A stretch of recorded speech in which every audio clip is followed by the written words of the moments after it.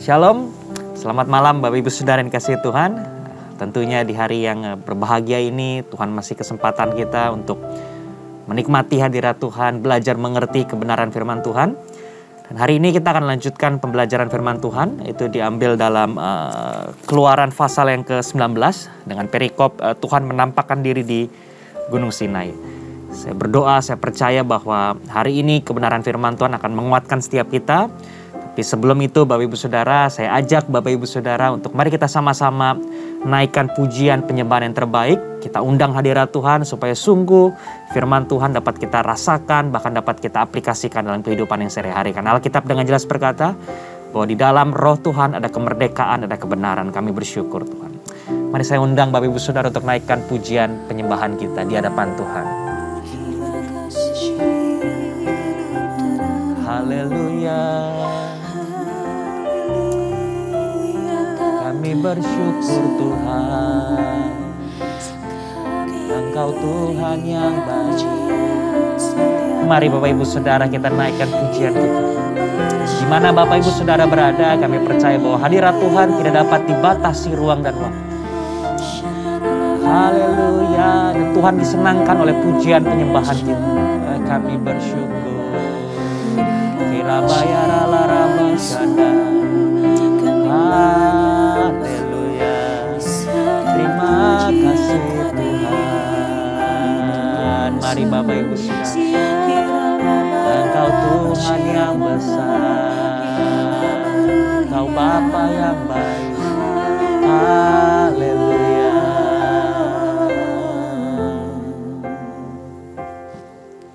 Bila ku melihat apa yang Kau buat di dalam hidupku ini, hanya air mata, tanda sukacita mengalir di hidupku. Bila ku melihat apa yang Kau buat di dalam hidupku ini, hanya air mata, tanda sukacita mengalir di hidupku. Ku bersyukur, ku bersyukur atas kebaikan-Mu, Yesus. Ku bersyukur, ku bersyukur atas kasih setia-Mu.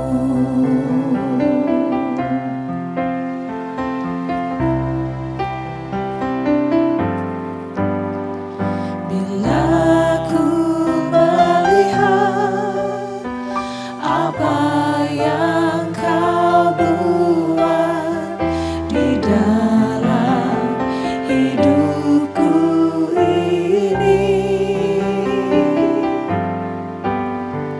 hanya air mata, tanda sukacita mengalir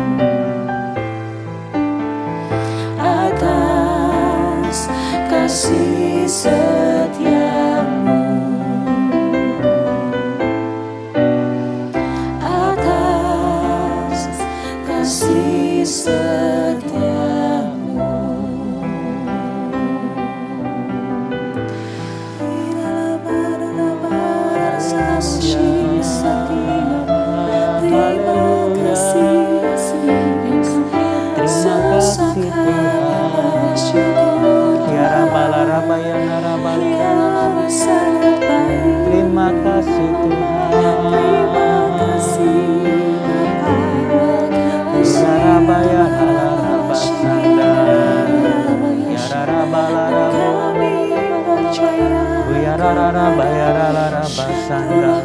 Mari kita sembah Tuhan. Haleluya, Kau Tuhan yang baik. Haleluya.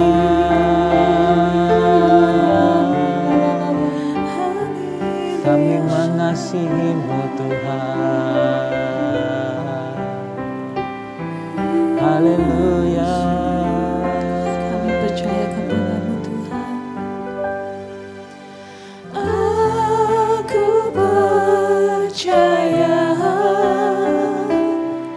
berkat-Mu atasku melimpah, kebajikan, kemurahan selalu mengikutiku. Ku puji, ku sembah Kau Tuhan. Aku percaya berkat-Mu atasku melimpah, kebajikan, kemurahan selalu mengikutiku. Ku puji, ku sembah Kau Tuhan. Aku percaya berkat-Mu atasku melimpah, kebajikan, kemurahan selalu mengikutiku. Ku puji, ku sembah Kau Tuhan.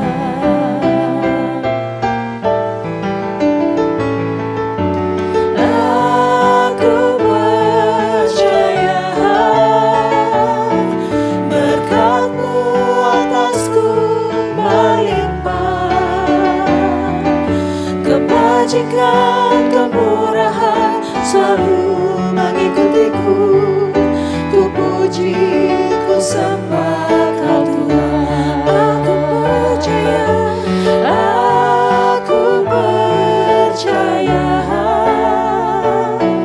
berkat-Mu atasku melimpah, kebajikan, kemurahan selalu mengikutiku. Ku puji, ku sembah Kau Tuhan. Ku puji, ku sembah Kau Tuhan.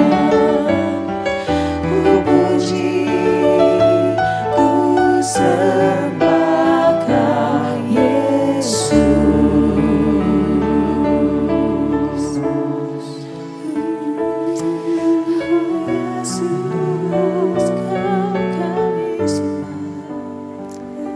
Terima kasih Tuhan Yesus, kami menghampiri tahta-Mu Tuhan. Kalau sebentar kami akan belajar duduk diam mendengarkan kebenaran firman Tuhan. Biar Tuhan yang berbicara kepada setiap kami dengan cara-Mu sendiri Tuhan. Boleh kami yang ikut menghadiri Tuhan, mendengarkan kebenaran firman Tuhan, dikuatkan, disegarkan. Karena kami percaya Tuhan bahwa firman Tuhan yang ditaburkan tidak akan pernah kembali dengan sia-sia. Biar apa yang kami dengar, apa yang disampaikan, apa yang kami pelajari hari ini mendatangkan berkat dalam hidup kami, bukan mendatangkan kutuk dalam hidup kami. Kami buka hati kami undang Roh Kudus, biar Roh Kudus terus Tuhan yang beracara bagi setiap kami. Biar apa yang disampaikan sungguh sesuai dengan apa yang menjadi isi hati Tuhan. Berbicaralah Tuhan kepada setiap kami sambut kebenaran firman Tuhan dengan penuh ucapan syukur. Dalam nama Tuhan Yesus kami telah berdoa dan mengucap syukur. Sama-sama kita katakan, amin. Sekali lagi shalom Bapak Ibu Saudara. Senang sekali hari ini kita masih berkumpul di hari yang indah berbahagia ini. Kita akan melanjutkan sharing atau kebenaran firman Tuhan. Dan hari ini kita akan sama-sama belajar dalam satu kitab yang buat saya ketika saya siapkan ini cukup menarik. Karena kisah yang mungkin sudah kita dengar berulang kali. Tapi saya rasa kalau kita sungguh perhatikan, ini rasanya Tuhan akan bukakan satu buah kebenaran yang baru bagi setiap kita. Nah, kita akan sama-sama kalau Bapak Ibu Saudara sambil buka Alkitab Saudara, dibuka di Perjanjian Lama di halaman kurang lebih halaman kalau di Alkitab saya 78-79 ya, dalam Keluaran pasal yang ke-19. dengan perikop atau yang diberi berjudul Tuhan menampakkan diri di Gunung Sinai. Ya, sangat penting sekali untuk mengerti Keluaran pasal ke-19 karena nanti ada kaitannya hubungannya dengan Keluaran pasal yang ke-20. Itu di mana Tuhan memberikan perintah 10 firman Tuhan, ke-10 perintah Allah ya. Kita tahu ya dari nomor 1 sampai 10 tentunya itu akan dibahas di lain kesempatan. Tapi hari ini saya mau ngerti, kalau kita pahami ini, kita akan mengerti bahwa sebenarnya Yesus bukan berikan kita perintah untuk membatasi kita. Sesungguhnya apa yang Yesus sampaikan nanti di Keluaran 20 itu bukan untuk membatasi kita. Tapi justru dengan perintah itu ada kebebasan yang sejati. Tapi untuk memaknai itu perlu kita pahami Keluaran pasal yang ke-19. Karena pemahaman kita yang benar akan Keluaran ke-19 akan membuat kita mengerti. Kenapa Tuhan harus memberikan peraturan? Kenapa hidup ini seakan-akan Tuhan batasi dengan berbagai macam peraturan yang ada, pembatasan dengan satu dan lain hal. Ya, tentunya pemahaman yang benar akan Keluaran pasal yang ke-19 membuat kita akan mengerti posisi kita di hadapan Tuhan ya. Nah, karena keterbatasan waktu tentunya kita tidak bisa mengupas ayat demi ayat dari ayat yang pertama sampai dengan ayat yang ke-25. Jadi dalam Keluaran pasal yang ke-19 tercatat di Alkitab itu total ada 25 ayat. Tapi karena waktu tentunya Bapak Ibu Saudara, saya akan sampaikan rangkuman atau beberapa ayat penting yang mungkin bisa kita ambil beberapa pembelajaran pada hari ini. Ya. Nah, konteksnya Bapak Ibu Saudara, dalam total 25 ayat dalam Keluaran pasal ke-19, itu kalau saya boleh rangkum, kalau saya boleh persingkat itu, dibagi menjadi 3 garis besar. Kembali lagi, kalau kita mengerti 3 bagian ini, kita mengerti siapa sebetulnya kita di hadapan Tuhan. Dan itulah pentingnya kita sama-sama belajar kebenaran firman Tuhan. Nah, poin atau bagian yang pertama dalam Keluaran pasal yang ke-19 itu berbicara dengan ayat yang ke-1 dan yang kedua. Nah, karena ayatnya singkat, saya akan coba bacakan Bapak Ibu Saudara. Keluaran pasal yang ke-19 ayat pertama dan kedua. Pada bulan ketiga setelah orang Israel keluar dari tanah Mesir, garis bawahi setelah orang Israel keluar dari tanah Mesir, mereka tiba di padang gurun Sinai pada hari itu juga. Setelah mereka berangkat dari Rafidim, tibalah mereka di padang gurun Sinai, lalu mereka berkemah di padang gurun. Orang Israel berkemah di sana di depan gunung itu. Pada bagian yang pertama dalam Keluaran pasal yang ke-19 itu berbicara mengenai penebusan Bapak Ibu Saudara. Ayat pertama dibuka bahwa setelah orang Israel keluar dari tanah Mesir, dari perbudakan, setelah mereka ditebus. Penting Bapak Ibu Saudara, kita harus ngerti bahwa posisi kita sebagai orang percaya, posisi kita sudah dapat penebusan itu. Sebagai orang percaya yang sudah ditebus, kita seharusnya mengerti bagaimana memposisikan diri sebagai umat tebusan Allah. Supaya kita memiliki pemahaman, pemikiran yang benar di hadapan Tuhan. Keluaran 19 ini dibuka bahwa dengan bagian pertama berbicara mengenai penebusan. Bahwa bangsa Israel itu sudah ditebus. Seharusnya sebagai umat tebusan Allah, mereka mengerti bagaimana mereka memposisikan diri mereka di hadapan Tuhan. Dalam rangka menggenapi perjanjian, janji yang Tuhan berikan kepada mereka. Untuk masuk ke dalam tanah perjanjian. Seharusnya mereka mengerti bahwa mereka sudah ditebus. Karena apa? Masuk ke bagian kedua. Kalau kita mengerti kita sudah ditebus oleh Tuhan, kita seharusnya mengerti bahwa kita punya hubungan yang khusus, yang spesial dengan Tuhan. Karena kita umat tebusan Allah. Baru kita masuk dalam bagian yang kedua. Dalam ayat yang ketiga sampai dengan ayat yang ke-8. Di mana ayat ini menceritakan bahwa dalam tanda kutip, setelah mereka ditebus itu Tuhan mempunyai hubungan yang spesial, ada deep relationship antara Tuhan dengan bangsa Israel. Nah, di dalam ayat yang ketiga sampai ke-8 itu diberi ada beberapa frase kata-kata yang menunjukkan hubungan antara Tuhan dengan umat Israel, umat yang sudah ditebus oleh Tuhan. Ya, saya bacakan dalam ayat yang keempat, ya saya skip ayat yang ketiga, ayat yang keempat. Kamu sendiri telah melihat apa yang kulakukan kepada orang Mesir.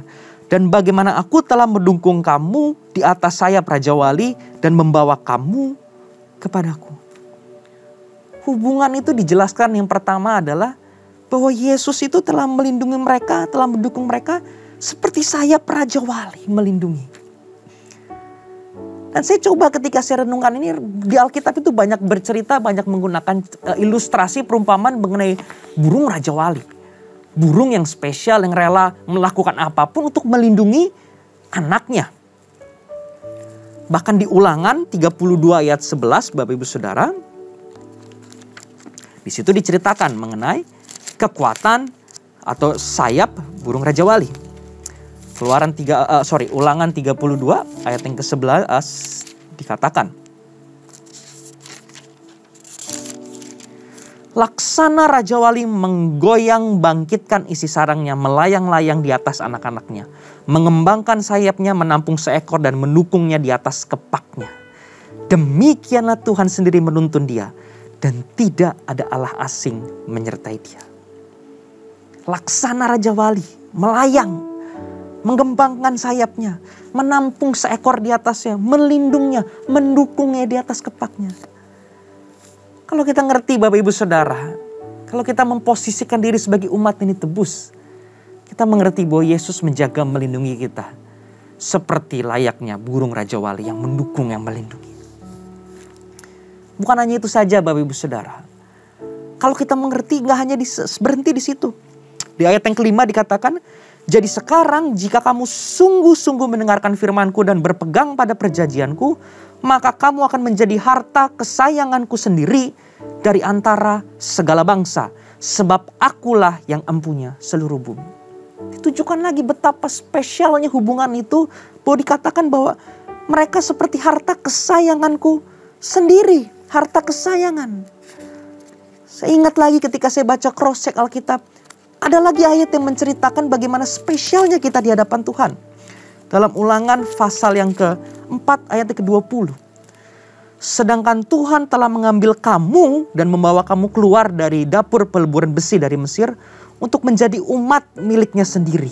Seperti yang terjadi sekarang ini. Kalau kita ngerti kita sudah ditebus oleh Tuhan. Kita ini kemiliknya Tuhan. Kita ini harta kesayangannya Tuhan, Bapak Ibu Saudara. Bahkan ayat yang ke-6 berkata, kamu akan menjadi bagiku kerajaan imam dan bangsa yang kudus. Inilah semuanya firman yang harus kau katakan kepada orang Israel. Musa disuruh sampaikan. Mereka ini sudah ditebus. Mereka punya hubungan yang khusus. Mereka harta kesayangan. Bahkan ayat ke-6 dikata, mereka tuh seperti kerajaan imam. Kerajaan imam lalu saya baca itu seperti, saya ingat 1 Petrus 2 ayat 9.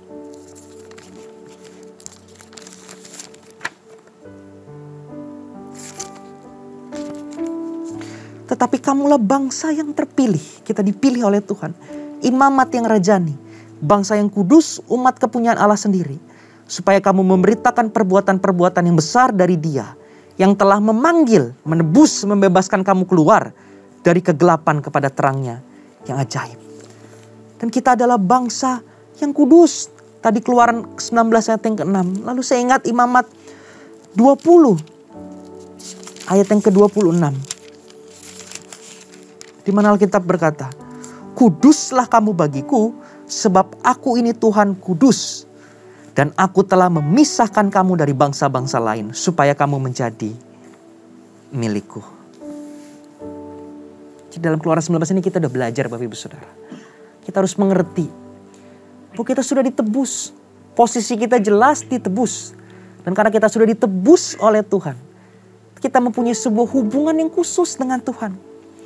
Laksana sayap Raja Wali yang terus mendukung, melindungi kita. Kita harta kesayangannya Tuhan. Kita kerajaan imam. Kita bangsa yang kudus, Tuhan yang sudah pilih dan Tuhan yang sudah pisahkan kita. Baru kita masuk dalam bagian yang terakhir. Kalau kita udah ngerti posisi kita di hadapan Tuhan. Kalau kita mengerti hubungan khusus yang kita harusnya bisa bangun, kita bisa bina bersama dengan Tuhan. Baru kita masuk dalam ayat yang ke-9 sampai dengan 25. Itu berbicara mengenai referensi yang Tuhan berikan. Bagaimana kita untuk pergi menghadap tahta Gunung Kudus Tuhan dan bisa bertemu, merasakan hadirat Tuhan. Dari ayat ke-9 sampai 25. disampaikan di sini cara-cara apa yang harus mereka lakukan untuk mereka bisa mengerti apa yang Tuhan mau. Memang kadang-kala untuk mengerti maunya Tuhan, kita mesti naik ke gunung Tuhan. Walaupun kita tahu kadang capek untuk harus naik gunung. Ada persiapan yang harus kita lakukan. Tapi kalau kita mengerti posisi kita di hadapan Tuhan, kita mengerti ada hubungan yang Tuhan pengen bangun bersama dengan kita. Harusnya Bapak Ibu Saudara, apapun juga harus kita lakukan untuk kita bisa bertemu dengan Tuhan. Ayat yang ke-10. Berfirmanlah Tuhan kepada Musa, pergilah kepada bangsa itu, suruhlah mereka menguduskan diri pada hari ini dan besok. Dan mereka harus mencuci pakaiannya. Ayat ke-11. Menjelang hari ketiga mereka harus bersiap, sebab pada hari ketiga Tuhan akan turun di depan mata seluruh bangsa itu di Gunung Sinai. Ayat ke-12. Sebab itu haruslah engkau memasang batas bagi bangsa itu berkeliling sambil berkata, jagalah baik-baik, jangan kamu mendaki gunung itu atau kena kepada kakinya, sebab siapapun yang kena kepada gunung itu pastilah ia dihukum mati.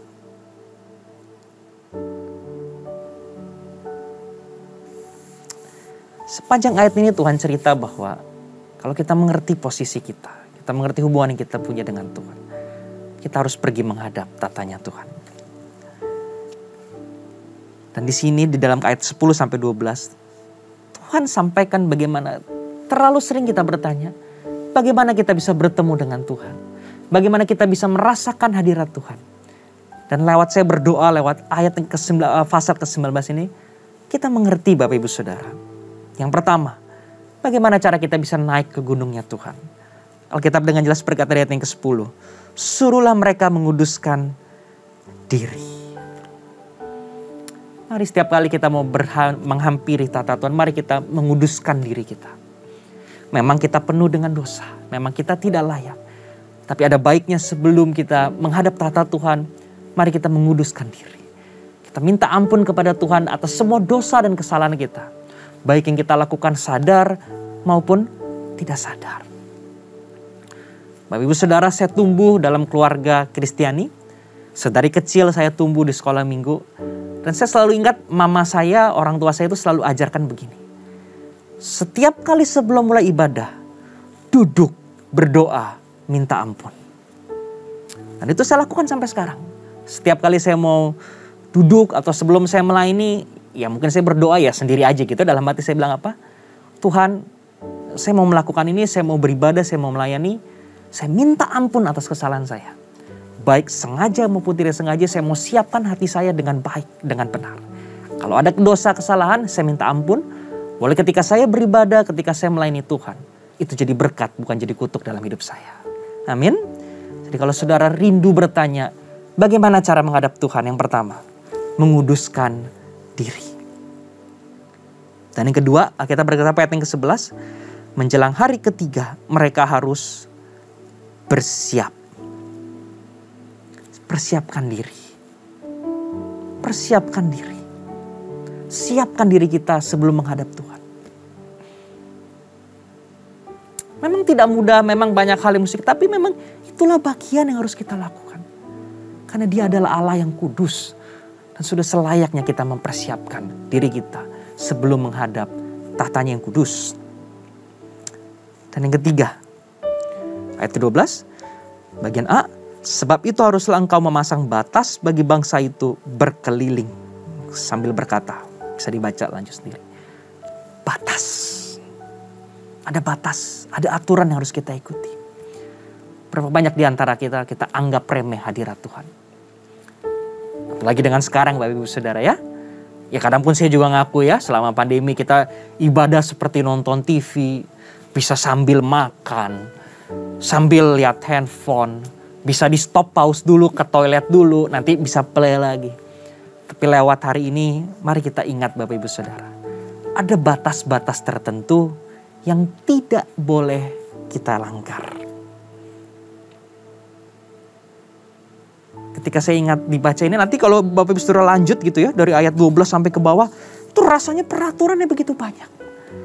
Tapi satu hal sederhana yang mau Tuhan ajarkan bagi kita Bapak Ibu Saudara.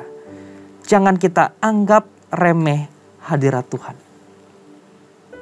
Kita mulai pikir rasanya, ya gimana sekarang bisa nonton, bisa apa. Saya pun juga masih belajar. Saya di sini bukan berarti saya sempurna. Ada kalanya sebagai manusia mungkin kita bosan gitu ya lagi ibadah. Rasanya pikiran ini kemana-mana. Tapi hari ini Tuhan ingatkan kita. Mari kita kembali kepada kebenaran firman Tuhan. Tuhan ajarkan apa? Ada batas-batas tertentu yang tidak boleh kita langgar. Tentunya saya nggak artinya batas-batas seperti perjanjian lama, tidak boleh ini, tidak boleh itu. Saya rasa mungkin ada topik tertentu membahas itu, tapi pada prinsipnya, pada substansinya, esensinya. Berbicara batasan adalah apa? Mari kita belajar untuk menghormati dan menghargai hadirat Tuhan. Saya harap Bapak Ibu Saudara diberkati lewat Keluaran pasal yang ke-19. Dan itu diakhiri Bapak Ibu Saudara. Nanti kalau Bapak Ibu lanjut, di situ diceritakan ada beberapa aturan atau batasan yang harus mereka lakukan. Ya pada prinsipnya Musa naik ke gunung Sinai dan Tuhan menampakkan diri, Tuhan berbicara kepada Musa.